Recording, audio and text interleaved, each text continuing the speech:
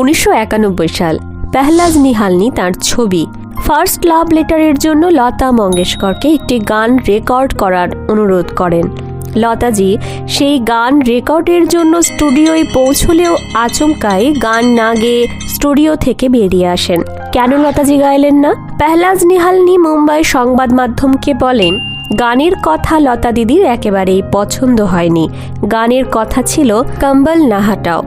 লতাজি শুধু গান রেকর্ড করেননি তা নয়, তিনি বেশ বিরক্ত হয়েই জানান এই গানের কথা অশালীন, যা তার পক্ষে গাওয়া কোনোভাবেই সম্ভব নয়। এখানেই থেমে যাননি লতাজি।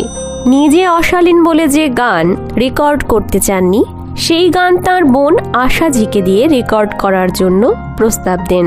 আশাজিও ওই গান পরে ভালোবেসেই রেকর্ড করেন। 90-এর দশক থেকে লতা মঙ্গেশকর গানের কথার বিষয়ে আরও সচেতন হতে আরম্ভ করেন।